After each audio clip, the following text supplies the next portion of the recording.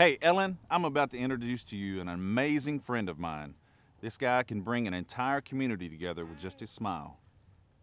Now, most people write you letters, but I wrote you a song to capture your attention. So I want to introduce you to Jarren.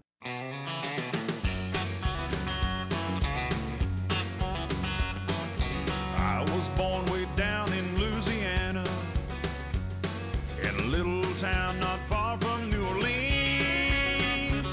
I grew up watching Ellen on my television, cutest girl I swear I've ever seen.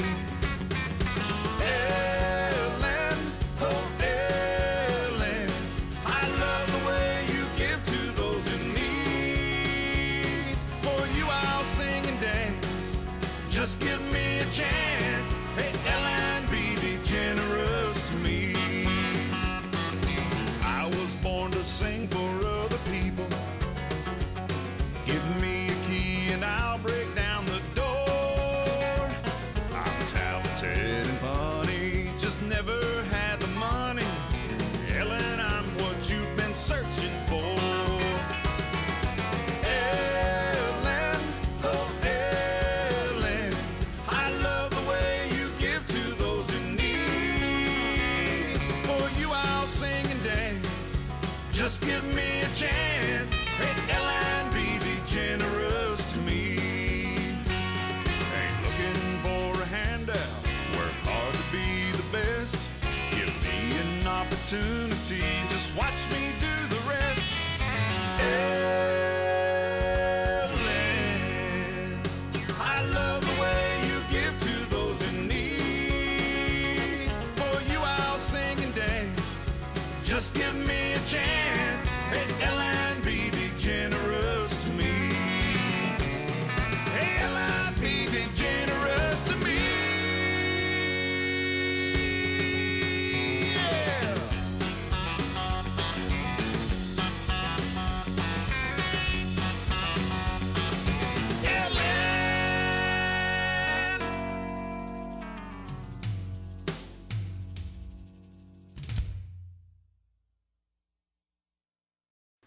Hi, my name is Brad Causey. I'm the facility and stable manager here at eQuest, and I'm also an instructor. This is our hippotherapy room where our hippotherapy clients come in. Hippotherapy is physical, occupational, and speech therapy on back of a horse. And how that is so beneficial, the horse's movement when someone is sitting on their back is the closest thing to a human being's walk. So those riders that do not have that fluid movement, that do not have that trunk control and can't use those muscles just like everybody else can, getting on the back of a horse is very beneficial. So we have a table that riders can sit on and stretch on and get loose and work on muscles, or we have this mounting barrel that we get on and stretch as well. Hi, I'm Jason McTee. And I'm Ginger McTee, and we're Jarren McTee's parents. Jarren was born 7 years ago, had a normal pregnancy, and the night before our scheduled cesarean, I started having complications, and Dad rushed me to the hospital, and we had emergency C-section. Let's see, Jarren was almost 3 when we started here at eQuest. I remember the first day that we came just for his evaluation. And the 2 therapists were there waiting on us. They greeted us, and they started working with him, and that was the first time, okay, here I go. That was the first time that anyone said to me, this boy will walk, don't worry. He's got great potential. We are gonna work hard with him. And he's gonna do great, don't worry. And that was really the first time that anybody had said that to us.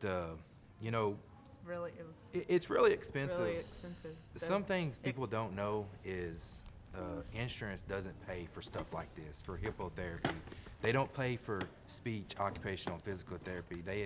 There's a certain dollar amount they pay a year. which And is about 2 months of about a what month he and a half. normally would get. Would So get. we have to help out with that, and him starting school was a big thing too, just time-wise as well. we would love for him to be able to, you know, come every day as much as he's done. And what we see is that when he doesn't come, like we've had a break, they only come, you know, sessions, and then they're off for a while, and we always see regression until we get going back again. And I would say that, you know, if the more we could come, the better. The house is not fully accessible for handicap needs, no. You know, bigger doors. It's, for one thing, that's the hardest thing for me, is to look to the future, you know. I mean, day to day is, you know, it's like get through that today, tomorrow. Yeah, every year we do a softball tournament we put on in town there in Farmersville, and we usually have, you know, 20 or 30 teams show up. We have a silent auction, we have a live auction, we have a live band that plays, we have like a fun run, and then like a 5K run that they do, and this all generates a lot of money for, you know, stuff like this, and that's the only way we can generate the money, is have fundraisers in town. If we didn't have that, we wouldn't even be here at eQuest. I mean, there's no way we could pay the amount that it costs to even come here. Most of my life, my parents and his parents knew each other growing up as well. And Tim approached me. He's, like I said earlier, he and his family have helped us with our fundraiser for Jarren. Tim made us a, oh, this one's gonna get me.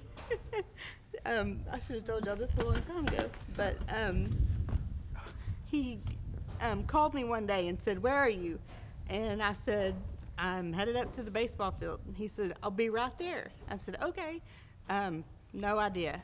The day before, my dad and I were having a conversation, and I said, "It'd be really nice to have something to put Jarren's chair on so that I don't have to lift it up and put it in the back of my car at the time." And we were just throwing ideas out. You know, could we go to the Tractor Supply store and buy something that I could be able to pick it up? And Tim overheard this. I had no idea Tim was even listening. Excuse me. And he, the very next day, he says, "I'll be right there." I said, "Okay." He pulls up and he pulls out a metal hitch to go on the back of my car that fit Jarren. He had already been and measured Jarren's chair that day, and he welded that thing together and made it fit his chair perfectly on the back of my car. So we were able to just roll his chair right up on the back of that thing and put him in the car, and he went wherever we were going. Before that, we had to really think about what we were doing that day. You know, does Jarren really have to go? Does Jarren really have to have his chair?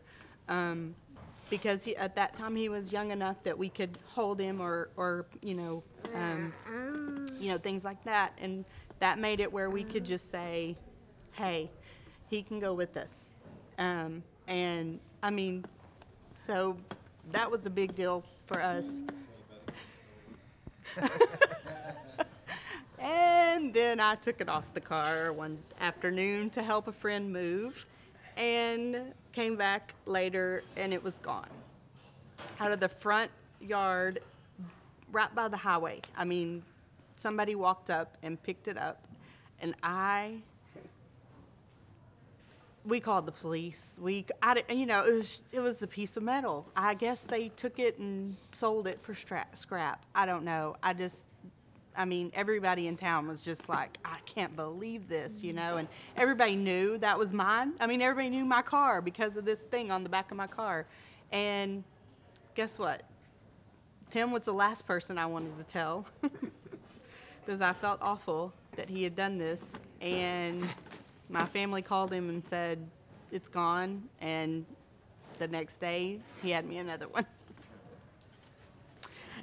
And I just, when Tim approached me about doing a video, he said he made a song and he wanted to do a video, and wanted Jarren to be in it. And he said, we'll think about it, talk it over. I said, "I don't have to. You go right ahead, and I hope it helps Jarren." So and he said, talk to your husband. I said, I don't need to. I'll let him know when to be there. And, you know, as soon as he said it, he goes, where do we got to go? What do we need to do? So we, you know, that's our story about Tim Cooper.